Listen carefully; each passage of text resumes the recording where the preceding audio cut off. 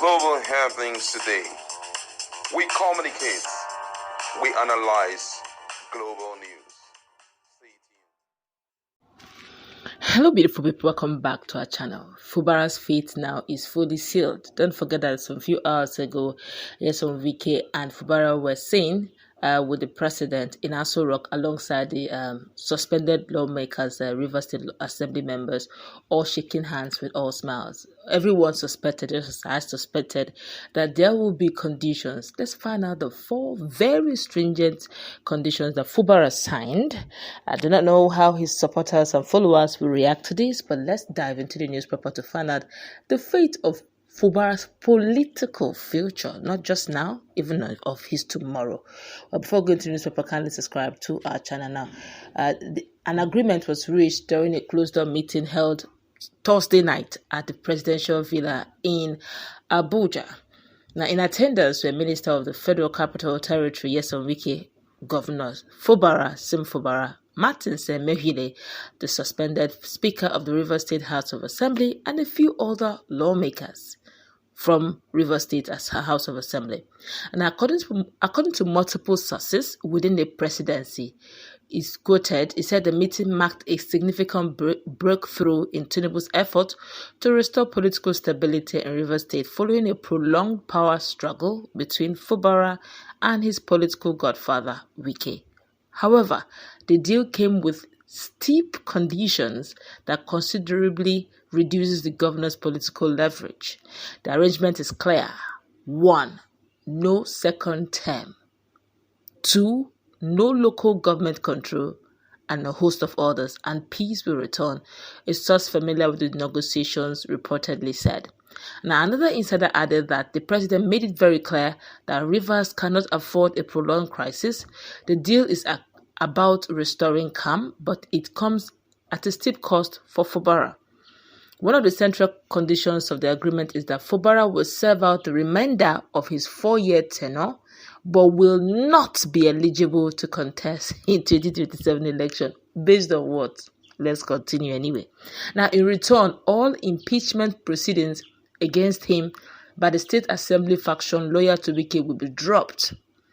A part of the political compromise, Wike will reportedly be allowed to nominate all chairpersons for the 23 local government areas in Rivers State, a major concession that effectively hands grassroots political control back to the former governor and the FCT minister, Wike.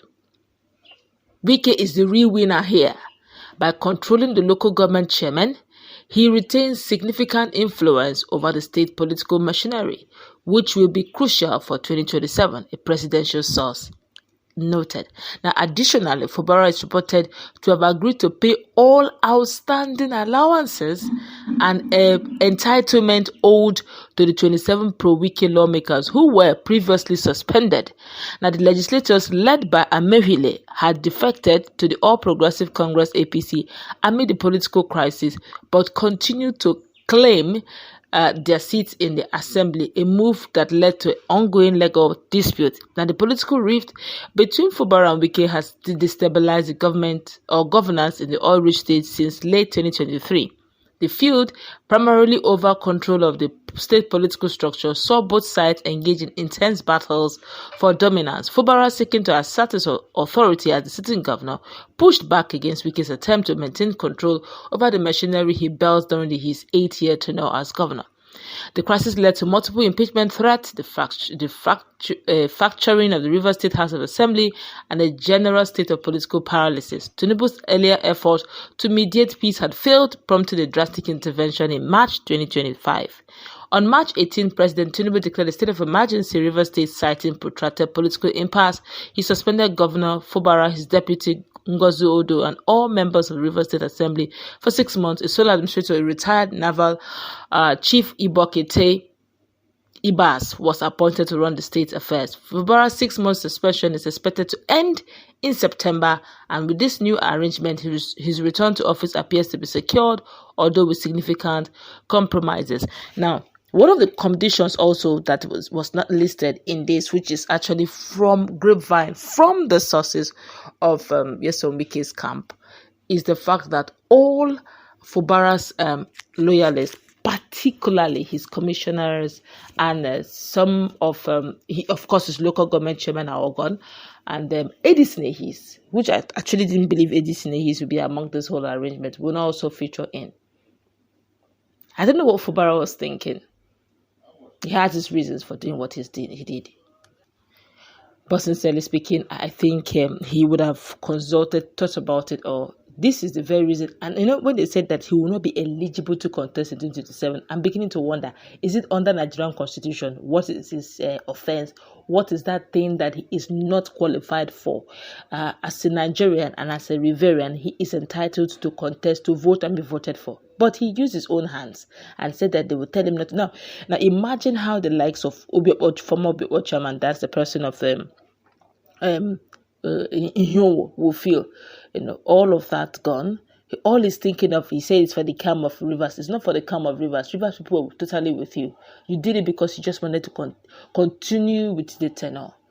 Now just imagine. Now you have handed over. What was the sense of fighting? Now, if Wike controls the local government chairman, Fubara is just a title head. And he shouldn't even dream it. Personally, if I was a simplified person, or if a simplified supporter of Fubara, if he comes with the idea that maybe towards the end of 2026, and he said, no, justice is not served, I will contest, I'm a Nigerian, I will not vote for him, because he has the habit of throwing his loyalists and his people under the bus. I've never heard before that they will put it to you, even though the Constitution of Nigeria, Federal Republic of Nigeria, permits you to vote and be voted for, and they tell you cannot vote, you must never vote. And the agreement is that you must hand over. How about Fubara? How desperate can you be? But then, like the saying goes, will you cry more than the bereaved? You can't cry more than the bereaved.